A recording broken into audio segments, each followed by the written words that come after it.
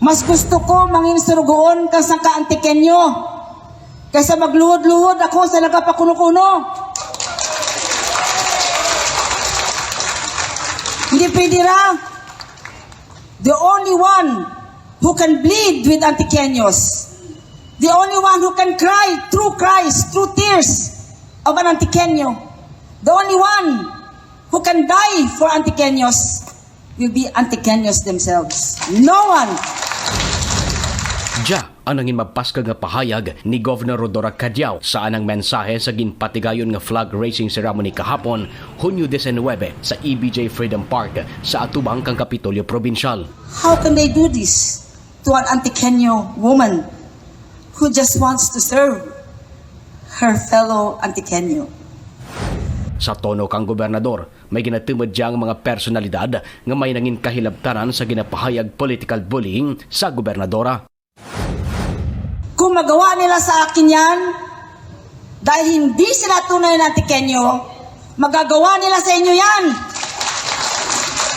Wala ako sinasambit na pangalan. Bato-bato sa langit, tamaan wag magalit. Kaya pag nagalit ka, ikaw yung bato na yon.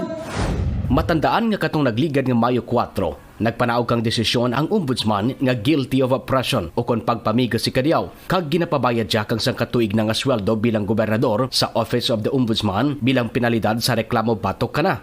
Hunyo 7, nagpanaog naman kang arrest warrant ang 7th Division kang Sandigan Bayan batok kay Cadiao sa kaso nga pagbayular sa Anti-Graft and Corrupt Practices Act. Gilayo naman nga nakapiyansa ang gobernador kang 90,000 pesos nga balor kang bail o konpiyansa nga gintalana kang korte.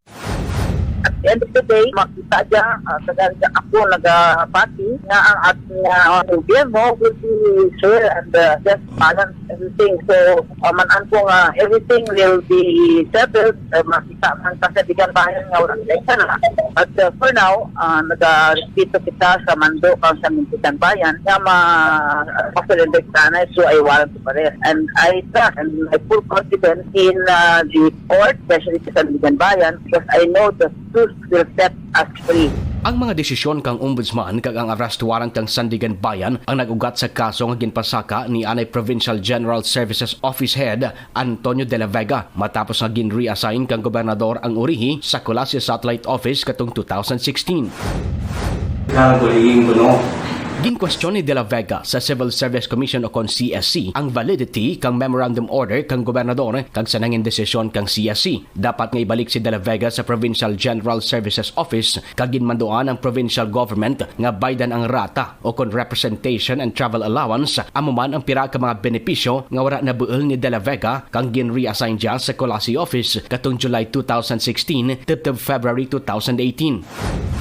Nagdesisyon naman si De La Vega nga magreklamo bato kay Cadiao sa Office of the Ombudsman Visayas kang 2018. Bangad wala na kadya mabato ng mga benepisyo nga ginmando kang Civil Service Commission.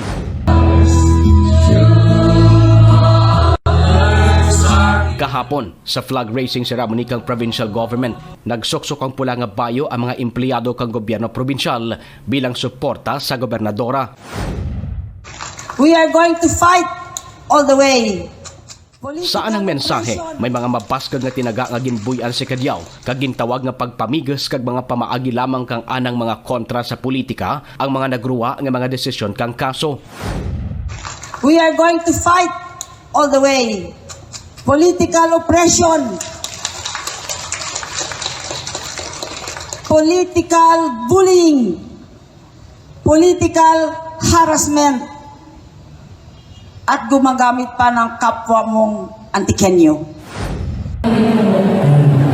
Sa nangin interview kang DYKA kay Congressman A.A. Legarda, ginpahayag kang kongresista nga tanakadyang nahangyos bangad sanda ni Senator Loren Legarda ang ginatudo kag ginaaligar kang iban nga may kahilabtanan kag sa likod ka mga nagruwa nga mga desisyon kang kaso batok sa gobernador. Actually, I am surprised also na ako po yung nagugultre sa nangyari na yan. In fact, I texted Governor. Ako po yung nagdadasal na ito po yung matapos na mabilis. I don't know bakit po ako po at ang sinisisi about ng mga ibang tao. Wala po ako kinalaman dyan. I know it's an old case and hindi po ako ang may katuturan or I didn't know. Wala po akong kalaman. Yun lang po aking nasasabi. Mensahe ni Legarda kay Kadiao, daan nga malampasan dya kang gobernadora ang amo nga pagtiraw sa mas madali nga panahon. Ginpanawagan naman kanya ang padayon nga paghugpong para sa probinsya. Governor Gov, you know that tayo po yung nag-usap ni Governor. Gov, you're always in my prayers and you know that I have nothing to do with this and I'm praying that you can resolve this as soon as possible. Si Senator has always been also in support. Wala rin siya kinalaman dito. I hope we can all reach out and mend things because it is better if we are all together for the betterment of our province. Sa piyak nga bahin, hagat naging panindugan ni PGSO Head Antonio de la Vega nga wala tinangin interbensyon ang sinuman nga politiko kag indi political bullying ang mga nagruwa nga desisyon ka mga kaso nga anagin pasaka bato kay Governor Kadiao. Para maklaro po ang mga nagwa sa social media nga may political bullying kuno sa desisyon kang ombudsman kag sa pagpagawa kay January Perez.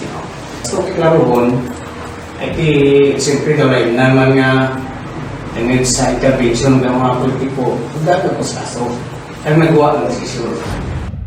Nangin emosyonal man si De La Vega sa sabat na kadya kung ano ang anang nabatsyagan matapos nga nagawa ang desisyon kang ombudsman kag nagpanaog kang arrest warrant ang Sandigan Bayan angat sa mga kaso nga anagin file kontra sa gobernador.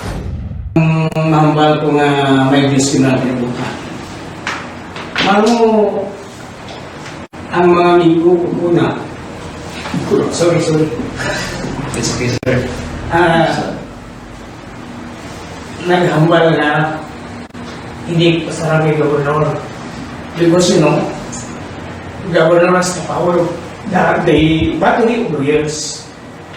Kung anong bayad sa bukado ko during that time, financially drained ko. Wala, sweldo. Ang mga bata kong eskwela. O galing, isang kang kabasa ang mga Biblia. Nakita kong istorya ni David and Goliath. O in the power of David, nagaling sa prayers. Hindi ko na if governor has the battery of prayers, I have a battery of prayers also. Kang ginpamangkot ka mga katapo kang media si De La Vega kung ano bala ang anang reaksyon sa ginapahayag political bullying nga ginaobra talad kay Kadiao. Hagat na nga ginpanginwara ang alegasyon. Wala nga binultik na ginaplastar na political bullying. Never nga yun ko isa plastar ko dyan. Wala rin politiko nga nag-bullying natin. Suno ka na. Proseso dya kang ombudsman, bangad na aksyonan rin ang reklamo nga ginpasaka na batok sa gobernador. Dugang na pa. Wala tinagagamit ka na nga politiko, bangad ana na panindigan ang ana mga ginapakigbatok kag kausa.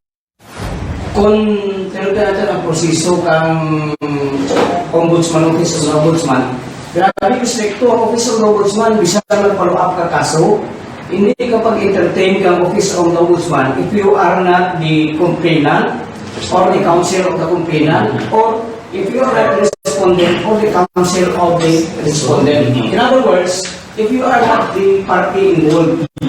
So, hindi ka na mag-entertain ng ombudsman kayo. So, I don't believe na may mga politiko na nag-interest sa ating kaso. And I have nothing against the governor. Actually, sa totoo, lagi question ko na ang aming warrant of order. Pananglitan suno ka na nga mag-issue kang reinstatement order si Kadiao, tana kadya ang magabalik sa ng posisyon kag trabaho bilang tagpamuno kang Provincial General Services Office. Kung mag-issue si governor ka reinstatement order, I will assume office. But kung wala in absence of reinstatement order, I will not assume office because I am subject to usurpation of authority, usurpation of functions.